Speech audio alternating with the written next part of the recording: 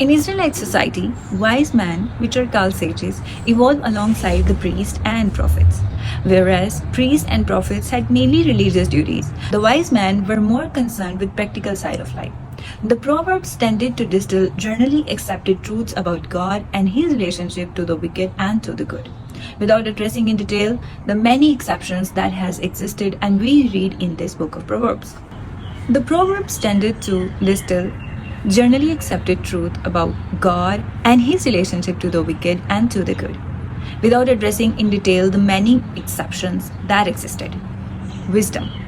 The main concern of Proverbs has its source in God and it's accessible to humanity. Humanity's relationship to life is categorized into two opposite paths: the path of righteous and the path of wicked. Moral excellence comes only from the path of righteousness, which is related to God and fearing God and acquiring wisdom. The corpus of wisdom literature in Tanakh includes the book of Job, Psalms, Proverbs, Song of Songs, and Job.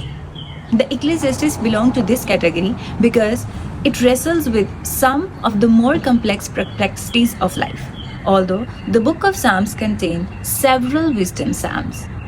It is considered part of wisdom literature primarily because of its poetic genre. The Song of Songs offers wisdom on how to live wisely in courtship and marriage. This genre includes proverbial statements, depth, intellectual reflections, instructions about mastering life and seeking life's secret. The concept of wisdom presupposes that there is order at work in God's moral universe.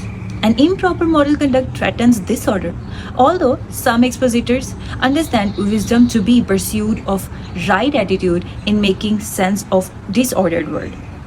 Wisdom is more accurately in search of an order already embedded in God's creation for the purpose of living in harmony with it. Wisdom is not an inborn trait, temperament, and intellectual acumen, but rather experiential relationship to the Creator. Some expositors have claimed that there is no relationship between the rest of Tanakh and literature and wisdom literature. However, the fear of Adonai, obedience, and Torah of Moses, creation theology, and the call of love, obey, trust God, which provide primarily lines of agreement with the rest of Tanakh and Jewish theology. We are going to start our series on Proverbs. Stay in tune with that to learn more about the book of Proverbs. God bless you all.